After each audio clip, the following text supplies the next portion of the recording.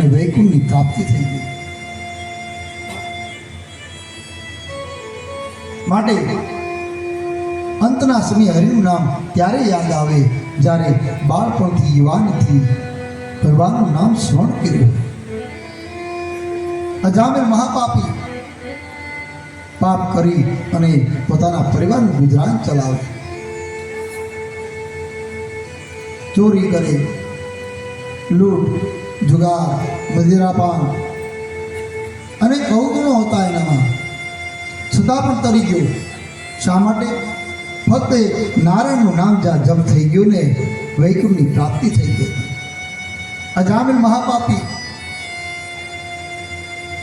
પોતાનું પરિવારનું ગુજરાન ચોરી કરી અને ચલાવે.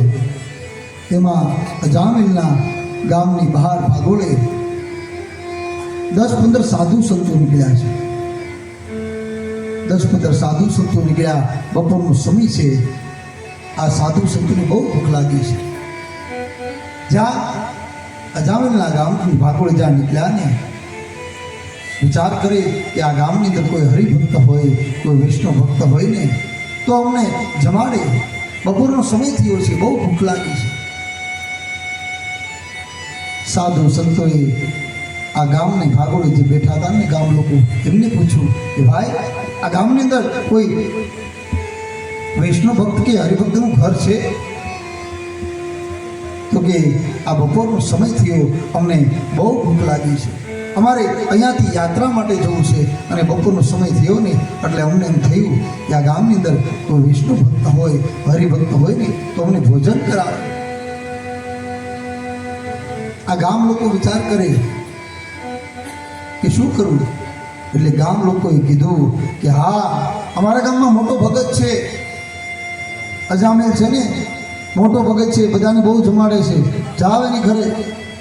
અજામિલ પોતે સાધુ સંત અને બ્રાહ્મણનો વિરોધી, જ્યાં સાધુ સંત બ્રાહ્મણને જોઈને મારવા લાગે, એટલો મહાપાપી. અને ગામ લોકોએ કીધું કે અજામિલ છે ને એ તો વૈષ્ણવ ભક્ત છે, જાઓ તમને જમાડશે. સાધુ સંતોને ખબર નથી કે આ અજામિલ છે ને તો મહાપાપી છે. બધા 10-15 સાધુ સંતો કહે કે ભાઈ એ અજામિલ ભગતનું ઘર ક્યાં? તો કે ગામમાં આગળ જશો ને એમનું ઘર છે. સાધુ સંતો પૂછતા પૂછતા આગળ ગામની અંદર ગયા અને કોઈને પૂછ્યું કે ભાઈ અજામિલનું ઘર? તો કે સામું દેખાય ને એ જ એનું ઘર છે. અજામિલના ઘરની પાસે આ 10-15 સાધુ સંતો ઊભા છે અને સાકળ ખખડાવી. અજામિલના પત્નીએ જ્યાં બારણું ખોલ્યું એટલે જોયું તો સામે 10-15 સાધુ સંતો ઊભા છે. વિચાર કરે, અરે આ બજારની અંદર કોઈને નીકળવું હોય ને સાધુ સંત બ્રાહ્મણને તો વિચાર કરે અને આ અનાયાસે અમારા આંગણે. કીધું મહારાજ કોનું કામ છે? સાધુ સંતો કહે બેન અમે અહીંયાથી યાત્રા માટે નીકળ્યા છીએ, બપોરનો સમય થયો છે, અમને બહુ ભૂખ લાગી છે અને અમે ગામમાં કોઈને પૂછ્યું નહીં તો કોઈએ કીધું કે અજામિલ તો મોટો ભક્ત છે અને એ બધાને ભોજન કરાવે છે, એટલા માટે અમે આવ્યા છીએ. બેન તમે અમને ભોજન કરાવશો? અજામિલના પત્ની વિચાર કરે કે સાધુ સંત બ્રાહ્મણ કદી મારા આંગણે ન આવે, આ તો કોઈ હરિની કૃપા હોય ને એવું લાગી રહ્યું છે. વિચાર કરે અજામિલ બહાર ગયો છે, ત્યાં સુધી જો રસોઈ કરીને જમાડી દઉં ને તો એક તો પુણ્યનું કામ કરું, આવો એના હૃદયમાં વિચાર આવ્યો છે. કીધું મહારાજ પધારો. બારણું ખોલી અને સાધુ સંતો બધા અજામિલના આંગણાની અંદર આવ્યા છે. અજામિલ પોતે બહાર ગયો છે, અજામિલના પત્ની ઘરે છે. સાધુ સંતોને કહ્યું હે મહારાજ થોડી વાર આપણે હરિનું ભોજન કરો ને, ત્યાં હું રસોઈ તૈયાર કરી નાખું. બધા સાધુ સંતો ભગવાનનું ભજન કરવા લાગ્યા અને અજામિલના પત્ની રસોઈ તૈયાર કરે. અનાયાસે કોઈ સાધુ સંત આપણા આંગણે આવે ને સાહેબ એટલે ભગવાનની કૃપા હોય ને ત્યારે આવતા હોય છે. કઈ ભગવાનની કૃપા હોય, કઈ આપણું સત્કર્મ હોય ને ત્યારે સાધુ સંત બ્રાહ્મણ આંગણે આવે, બાકી ન આવે. કઈ પુણ્ય પીડ્યું હોય આપણું, કઈ આપણા સદગુરુના આશીર્વાદ હોય ને ત્યારે આંગણે આવતા હોય સાહેબ. જ્યાં પણ જાઓ ને, બગદાણા જાઓ, કાગવડ જાઓ, હરિહરના નાદ પડતા હોય, હરિહર હરિહર. જ્યાં પણ ભગવાનનું ધામ હોય, માતાજીનું ધામ હોય ને, ત્યાં લોકો જમાડતા હોય. શા માટે જમાડે? અહીંયા આપણે રોજના 500-600 લોકો જમે છે. આ કેવડું મોટું યજ્ઞ છે સાહેબ. આ કે નાનો યજ્ઞ જ થતો. એક ભૂખ્યા માણસને જમાડો ને તો એક યજ્ઞનું ફળ મળી જાય. એટલા માટે લોકો જમાડતા હોય છે. મોટા મોટા ધામની અંદર જાઓ ને, આમ મોટા ટ્રક આવતા હોય, તેલના ડબ્બા અને ઘીના ડબ્બા, અનાજ આવતું હોય, પૂછવામાં આવે કોણે મોકલ્યું તો કે ખબર નથી. એટલું દાન આવતું હોય, એટલું માણસો જમાડતા શું બધા ગાંડા થઈ જાય છે, જમાડવા લાગે. શા માટે જમાડે? એક ભૂખ્યા માણસને જમાડો અને ઘરે એક યજ્ઞ કરો, આ બંને સરખું છે. એટલા માટે લોકો જમાડે સાહેબ.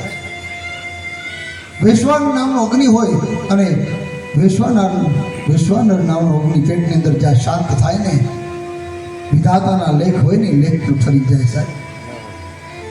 આ પુણ્ય છે. એટલા માટે લોકો જમાડે. અને આપણા પહેલાના સમયની અંદર જ્યારે વડીલો આમ બપોરનો સમય થાય ને એટલે આમ ડેલા ખોલી નાખતા.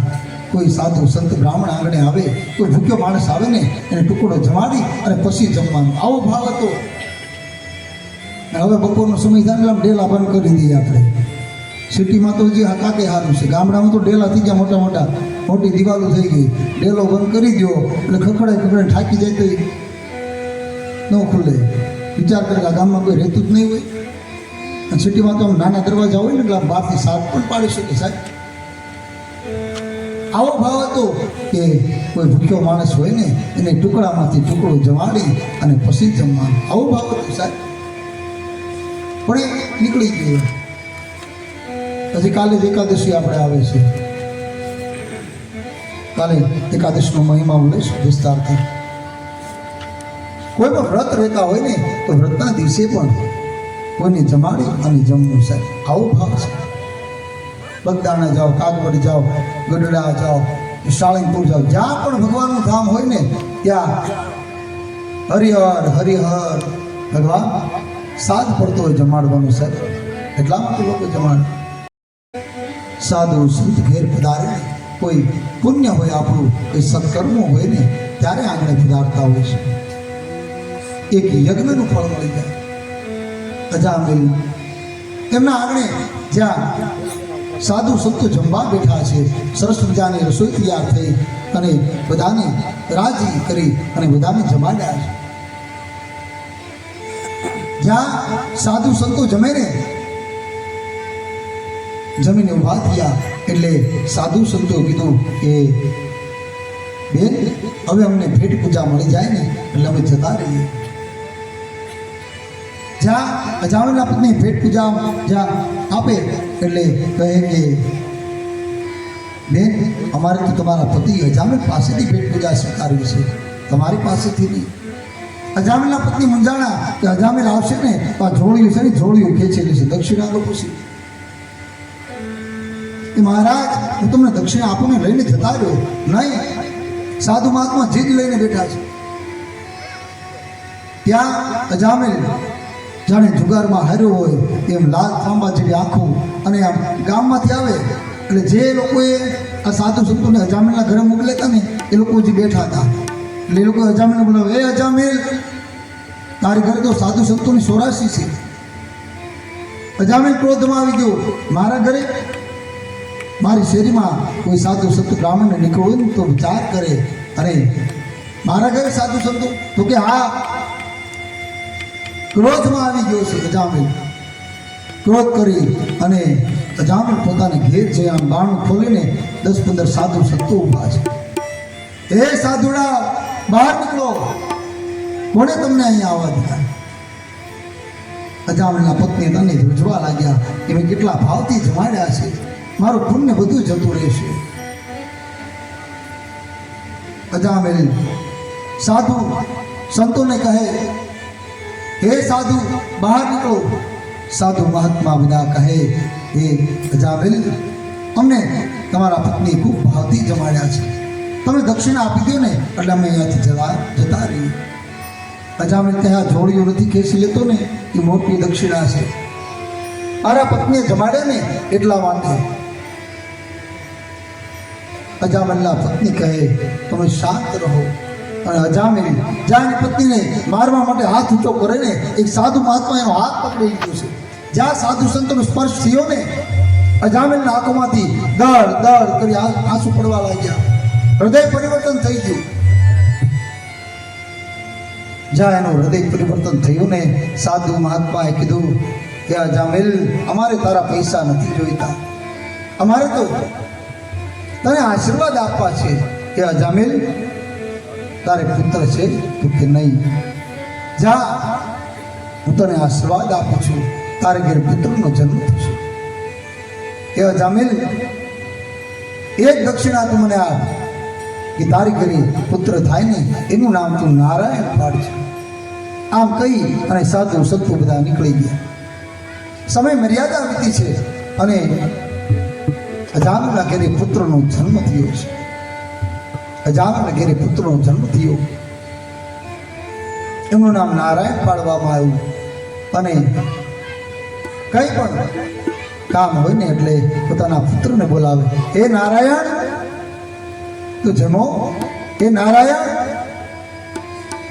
ભાગવતમાં નારાયણ નારાયણ એ ભગવાનનું સ્મરણ થવા લાગ્યું છે.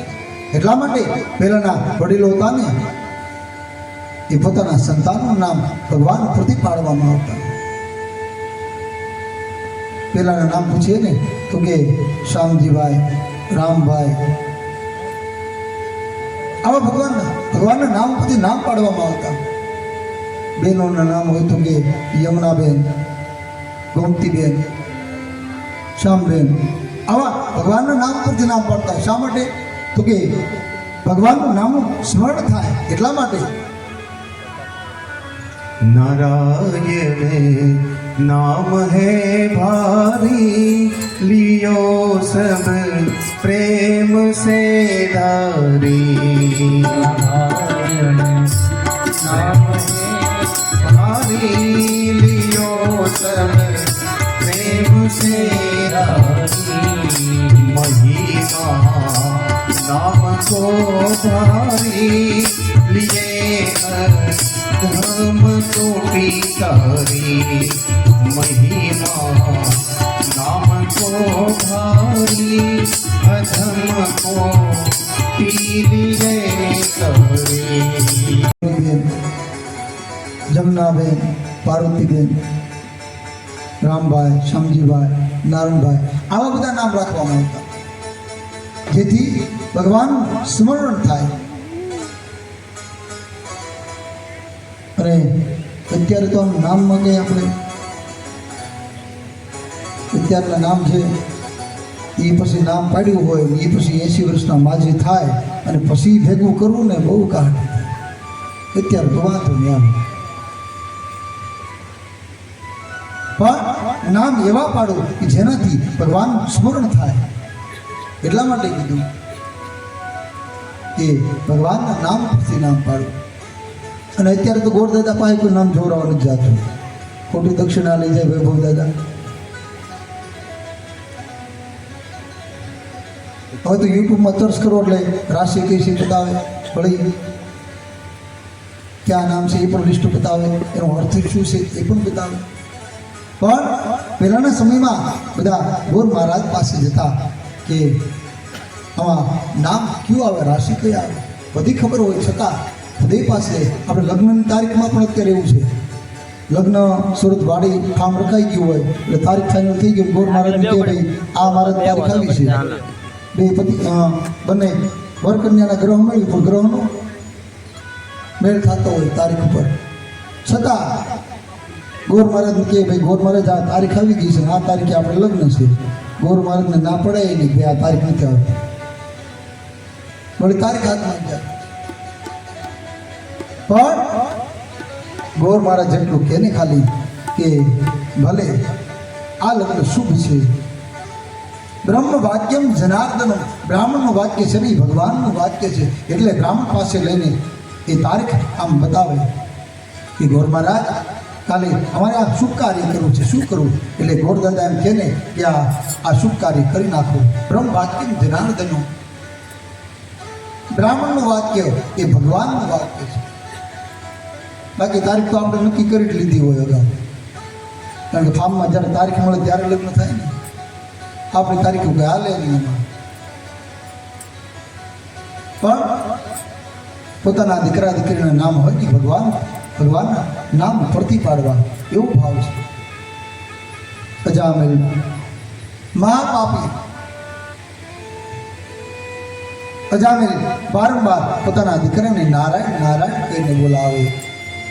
અંતનો સમય આવ્યો છે અને યમના દૂતો આવી અજામિલની પાસે ઊભા છે. હે નારાયણ, હે નારાયણ. નારાયણ નારાયણ જ્યાં સાદ પાડે ને, શિર સમુદ્રની અંદર ભગવાન વિષ્ણુનારાયણ સુતા છે અને ભગવાનની આંખો ઝપકી. લક્ષ્મીજી કહે, અરે પ્રભુ આપ કેમ જાગી ગયા? દેવી, કોઈ મને સાદ પાડતું હોય ને એવું લાગે છે. લક્ષ્મીજી કહે, નહીં પ્રભુ, તે તો પેલો પાપી અજામિલ છે, એના દીકરાનું નામ પણ નારાયણ છે ને, એટલે એના દીકરાને સાદ પાડે, તમને સાદ નથી પાડતા. ભગવાન કહે, ન ખબર પડતા મારું નામ લે અને તારું નહીં ને તો મારું નામ લાજે. ભગવાને પોતાના પાર્ષદો મોકલ્યા છે, યમના દૂતોને ભગાડ્યા અને જે અજામિલને નર્કની યાત્રા થવાની હતી ને એને વૈકુંઠની પ્રાપ્તિ થઈ ગઈ છે. આ નામનો મહિમા છે, એટલા માટે ભગવાનના નામ પરથી નામ પાડવામાં આવતા. ન ખબર પડતા મારું નામ લે અને તારું નહીં ને તો મારું નામ લાજે. ભાવનગરની અંદર કૃષ્ણકુમાર સિંહ